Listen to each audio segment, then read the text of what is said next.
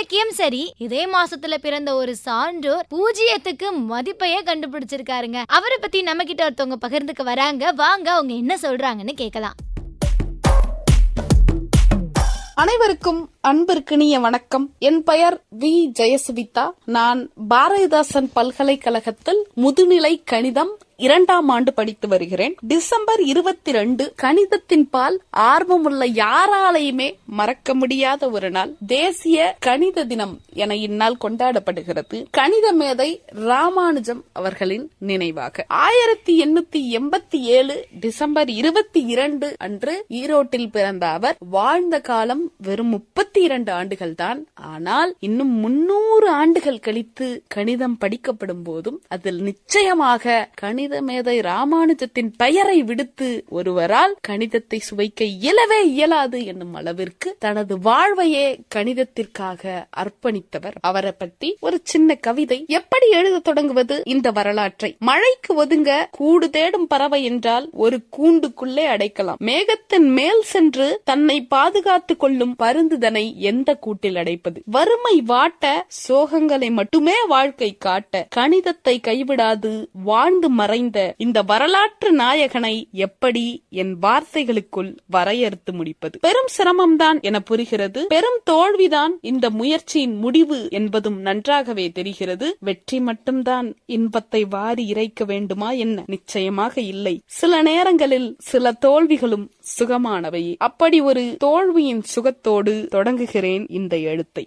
ஈரோட்டில் வந்து உதித்த போதே இந்த வாழ்வு இன்னல்களை தர பழகி கொண்டது. பச்சிலம் குழந்தையாக இருந்த போதே பெரியம்மையின் தாக்கம், 3 வயதாகியும் மௌனம் காத்து நின்ற பேச்சு என போராட்டத்திலே பூத்தது இந்த மேதையின் வாழ்வு. பள்ளி படிப்பின் போது எளிதில் மாணவர்களுக்கு எதிரியாய் மாறிவிடும் கணிதம் இவருக்கு கற்கண்டாய் புலப்பட்டாலும் பிற பாடங்களின் சுமை சற்று கணக்கத்தான் செய்தது. பட்டப்படிப்பின் போதோ கணிதம் அல்லாத பாடங்களில் இவர் கண்ட தோல்வியினால் உறுதுணையாய் இருந்த உதவித்தொகையும் இவரை உதறிவிட்டு சென்றது. பணம் விளையாடும் ஏடிஎம் மிஷினின் அடிப்படை சூத்திரத்தை வடிவமைத்து கொடுத்த இவருக்குத்தான் பண நெருக்கடியை பரிசாய் வழங்கியது இந்த வாழ்வு. தான் செய்யும் கணித ஆராய்ச்சிக்கு காகிதம் வாங்க கூட காசில்லாமல் தான் வேலை செய்த இடத்தில் ஒரு பக்கம் உபயோகப்படுத்திவிட்டு வீசி எறியப்பட்ட தாள்களை சேகரிக்க வைத்தது வாழ்க்கை வளமாய் இவருக்கு வழங்கிய வறுமை. ஒரு குழந்தையை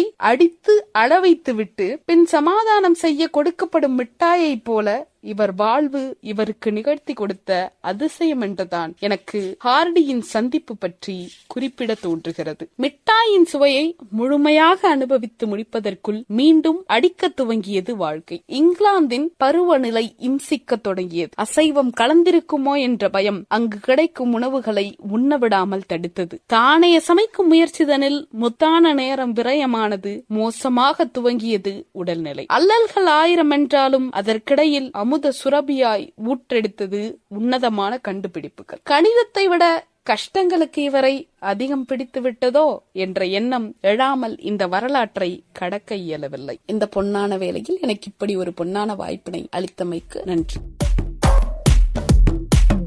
அந்த காலமா இருக்கட்டும், இந்த காலமா இருக்கட்டும், எந்த காலமா வேணாலும் இருக்கட்டும், ஆனா கணக்குனாலே ஒரு சில மாணவர்களுக்கு பயமா தாங்க இருக்கும். அப்படிப்பட்ட கணக்கு மேலேயே அதிக பிரியத்தை கொண்டவர் தான் ராமானுஜர். இவர் கணக்குக்காகவே வாழ்ந்தாரு அப்படின்றத நம்ம கேட்கும் போதே ரொம்ப ஆச்சரியமா இருக்குல்லங்க. இப்படி புகழ்பெற்ற ராமானுஜரை பற்றி நம்ம கிட்ட அருமையா பகிர்ந்துகிட்டாங்க ஜெயசுவிதா. நம்ம